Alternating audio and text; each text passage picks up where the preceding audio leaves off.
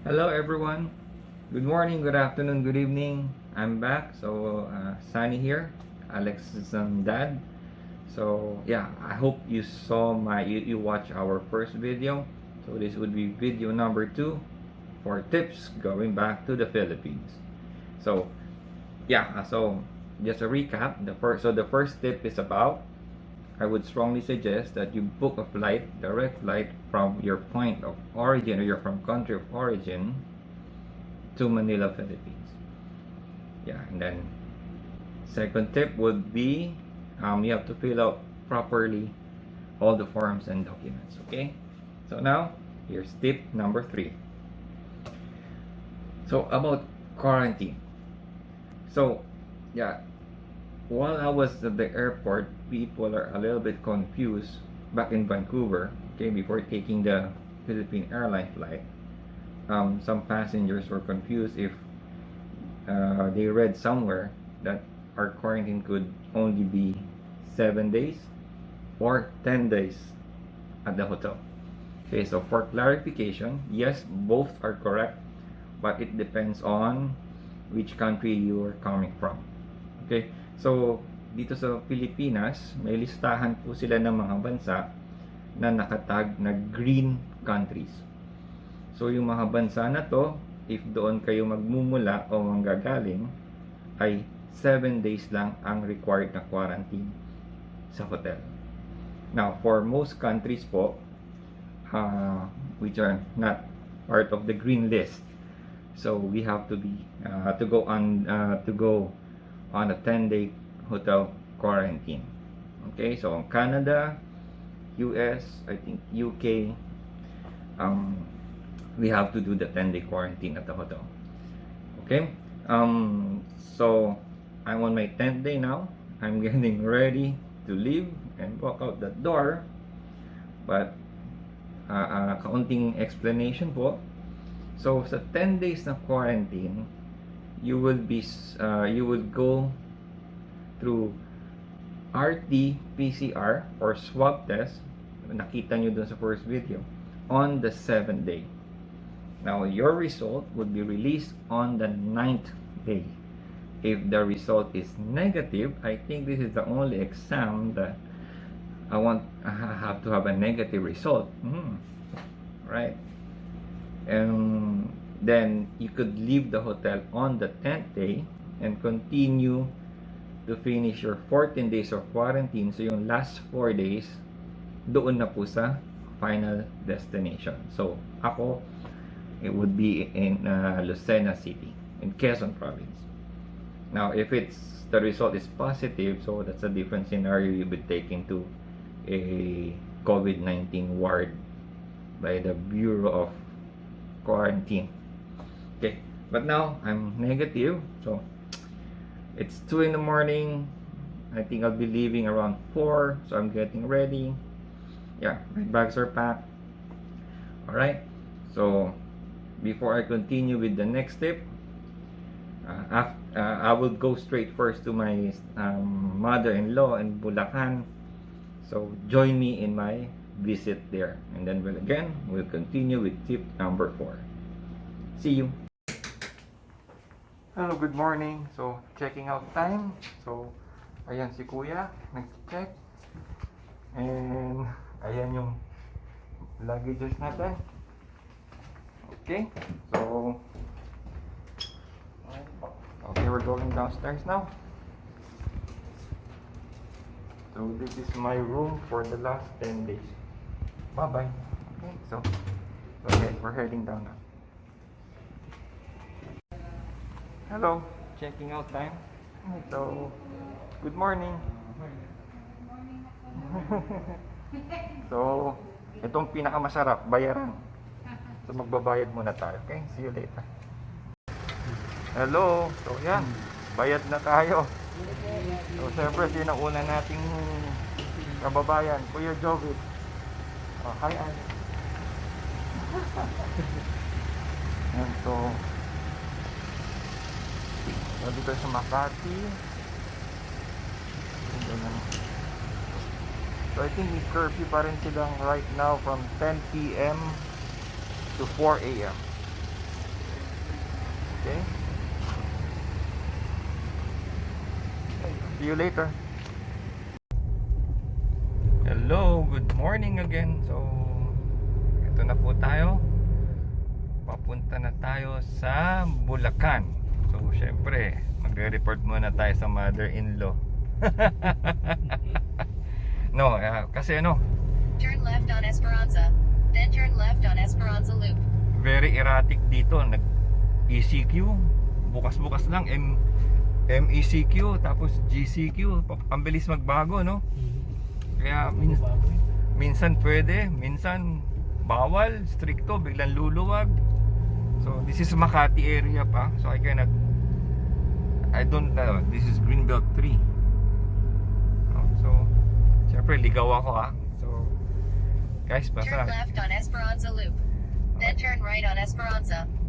So yan, Fairmont, Makati. So in general, hindi ko na alam kung nasa turn tayo, right on Esperanza, then turn left on Makati Avenue. Yeah, so yan, basta nasa Makati tayo. So we'll see you again pag nasa highway na tayo, okay? See you guys. Good morning. So we're on our way to Bulacan, sa Kalumpit, para sa mother-in-law ko. So stop over muna tayo dito. So here, it's required to wear your face mask and face shield. Okay? Good morning, Macdo. So it's still 5:20 in the morning. Tulog pa si Mami Lita doon. So dito muna tayo. Kain tayo or coffee. Okay?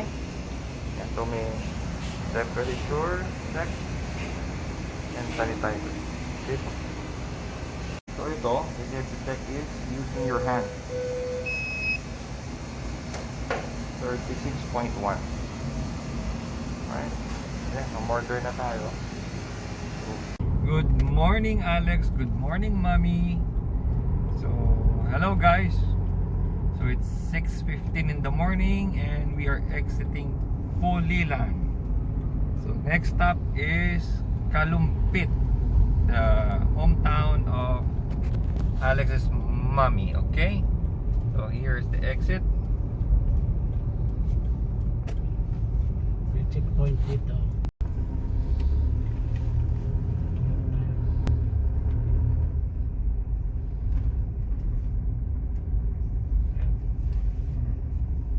So we have a checkpoint.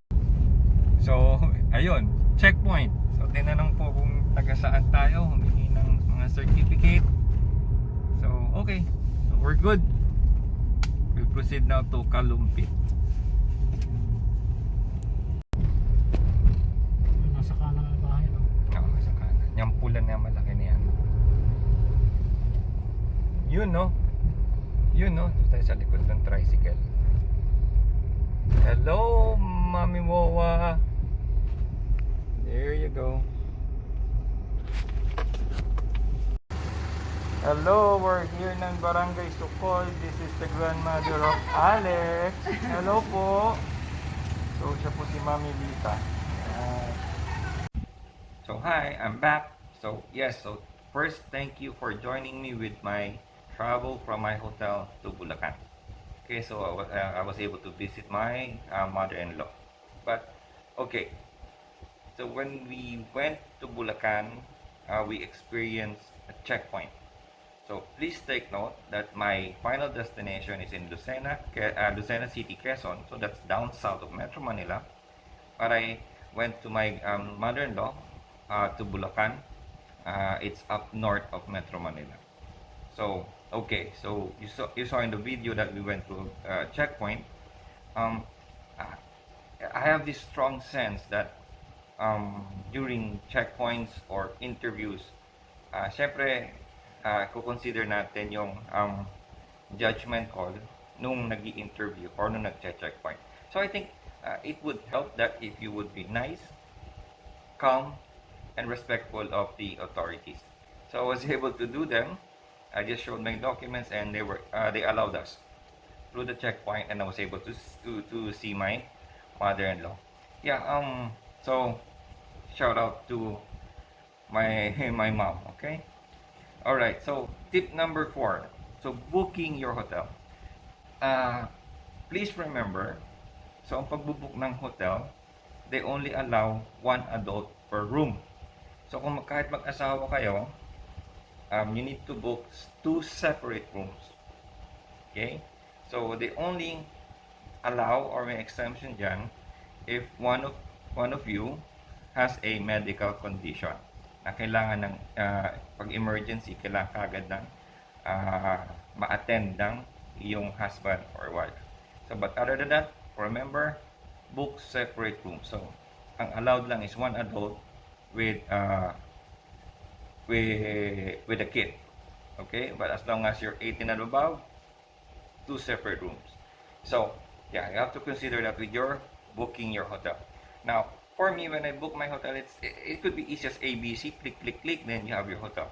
But there are things that you should consider, like we are in the pandemic, so the Metro Manila and Makati, where I stayed at, the week before, it was a ECQ.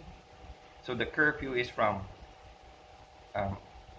8 p.m. to 5 a.m.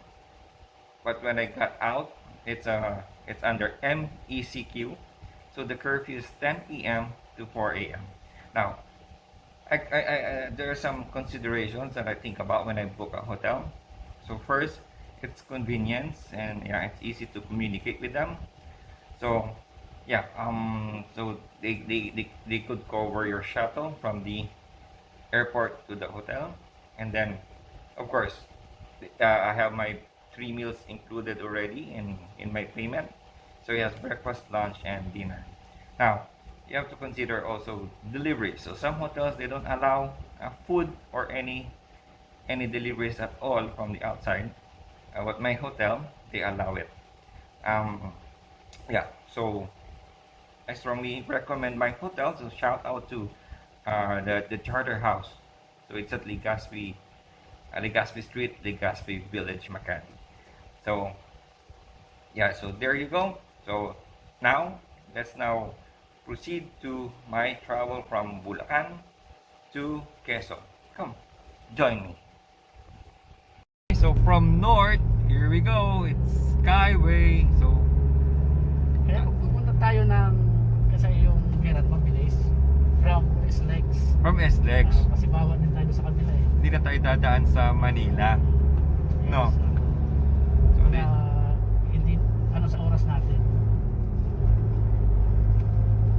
So this is the new tawag dito, Skyway.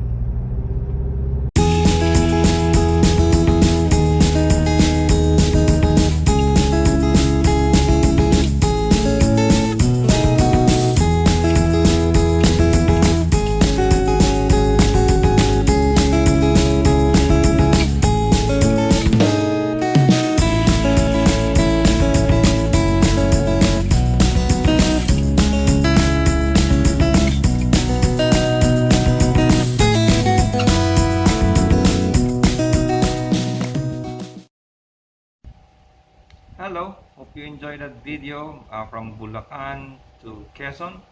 So before we end this video, this episode 2, I'm gonna give an extra tip number 5. So it's your transportation booking. So please consider from your hotel going to your final destination. So you could have or you could get an APOR pass. So it's APOR. It's authorized person outside of residence. So if you could get hold of that, you could get it from the executive office. If it's from your city or town, you could grab it from your the office of the mayor, or if it's from the province, it's the office of the governor. So there you go. See you on the 3rd episode with more tips. See ya.